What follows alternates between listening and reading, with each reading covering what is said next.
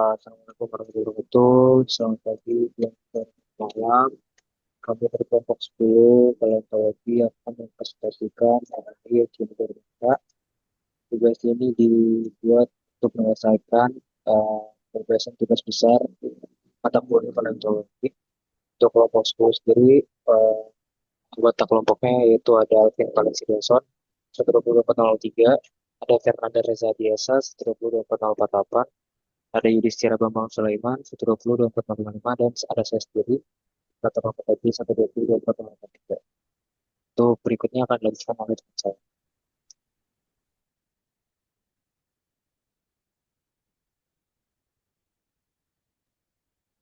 Baik, perlu diketahui Echinodermata terdiri dari dua kata yang berbeda, yaitu yang pertama adalah echinos yang berarti duri, dan derma yang berarti kulit.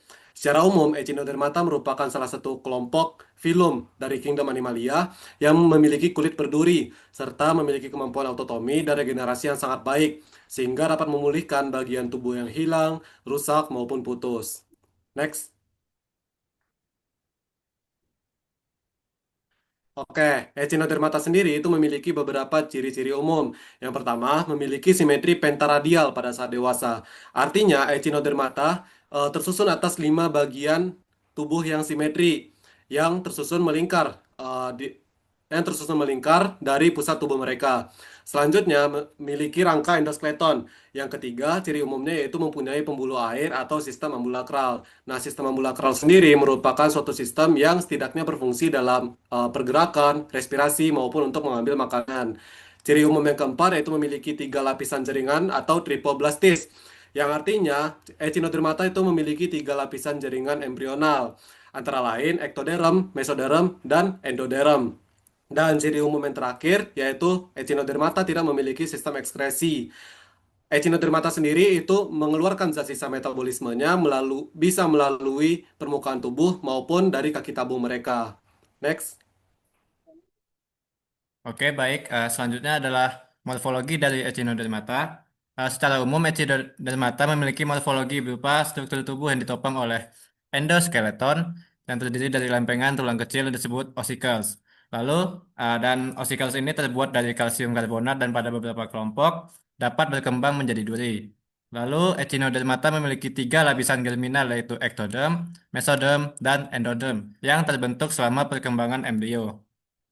Echinodermata sendiri memiliki sistem saraf yang relatif sederhana, tanpa struktur otak pusat, dan juga sistem pencernaannya terdiri dari mulut di sisi bawah dan anus di sisi atas. Lalu, eh, lingkungan pengendapan dari Echinodermata, yaitu Echinodermata merupakan kelompok organisme yang hidup di lingkungan laut, mulai dari zona pasang surut atau tidal hingga dasar samudra yang sangat dalam. Kehadiran Echinodermata dalam rekaman fosil dapat menjadi indikator kuat pengendapan laut karena kelompok ini tidak ditemukan di air tawar maupun air payau. Dan sebagai makhluk hidup yang hidup di dasar laut atau disebut bentos, Echinodermata mencerminkan kondisi laut dengan salinitas normal yang diperlukan bagi kelangsungan hidup Echinodermata. Karena kelompok ini sangat sensitif terhadap perubahan lingkungan.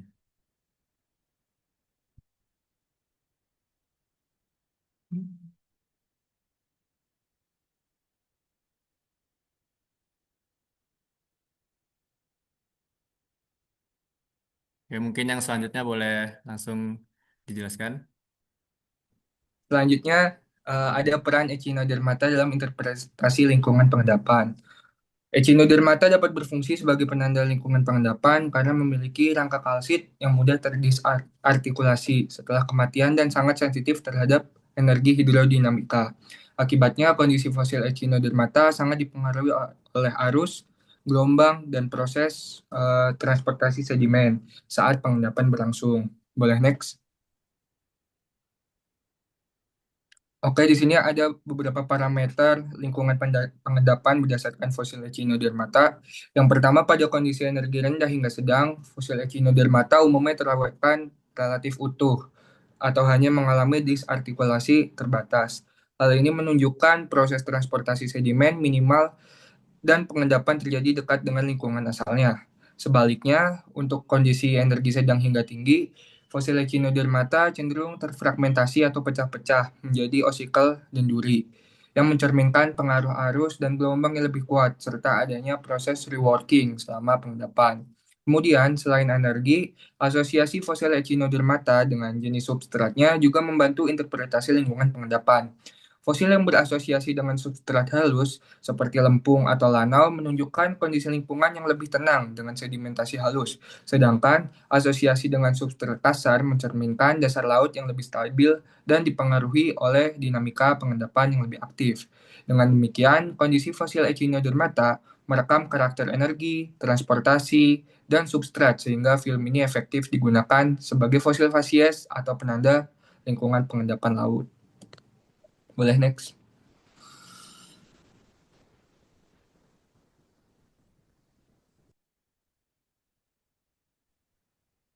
Baik, yang berikutnya adalah contoh fosil Echinodermata. Jadi fosil, sorry. Jadi fosil Echinodermata itu mencakup organisme-organisme laut, misalnya seperti bintang laut, bulu babi, teripang, bintang ular, dan sebagainya. Di sini ada tiga contoh yang kami ambil, yaitu ada gambar pertama fosil Ophioidea. Eh, ini merupakan bagian dari fosil Echinodermata. Lalu yang berikutnya adalah fosil Asteroidea, sumbernya dari ChatGPT juga. Ini juga kami ambil merupakan fosil dari bintang laut, terlihat eh, simetri 5 atau pentaradial. Lalu yang berikutnya adalah fosil Chiroidea. Walaupun ini bukan terlihat seperti yang sebelumnya, alias tidak simetri pentaradial, namun masih bagian dari fosil Echinodermata. Boleh lanjut? Baik, yang berikutnya adalah kesimpulan. Yang pertama ada karakter biologis dari Echinodermata, yaitu kelompok hewan laut tripoblastik yang memiliki ciri khas berupa kulit berduri, rangka dalam atau endoskeleton dari kalsit, serta simetri tubuh pentaradial atau simetri 5 bagian pada fase dewasanya. Organisme ini memiliki sistem pembuluh air atau ambulakral yang unik dan kemampuan regenerasi atau ototomi pada bagian tubuh yang rusak.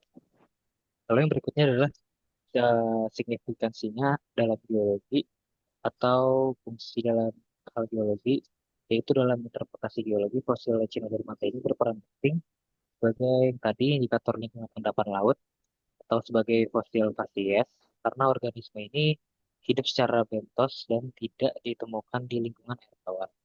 Hadirannya mencerminkan kondisi laut dengan salinitas normal dan sangat sensitif terhadap perubahan lingkungan. Lalu yang berikutnya adalah interpretasi kondisi pengendapan tingkat kebutuhan fosil. Jadi Echinodermata ini menjadi kunci dalam menentukan energi hidrodinamika atau energi yang terjadi dalam proses uh, sedimentasi fosil tersebut. Fosil yang ditemukan itu berasosiasi dengan lingkungan berenergi rendah dan seratnya halus seperti yang ini teman kami jelaskan sebelumnya. Lalu sedangkan fosil yang terfragmentasi atau disarticulate menandakan lingkungan berenergi tinggi akibat pengaruh arus atau gelombang. Berlanjut.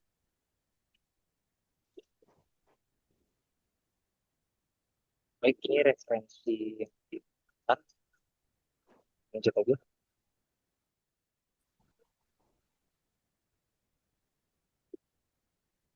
Baik, mungkin cukup sekian sekelompok kami sampaikan uh, di Cina dan Mata.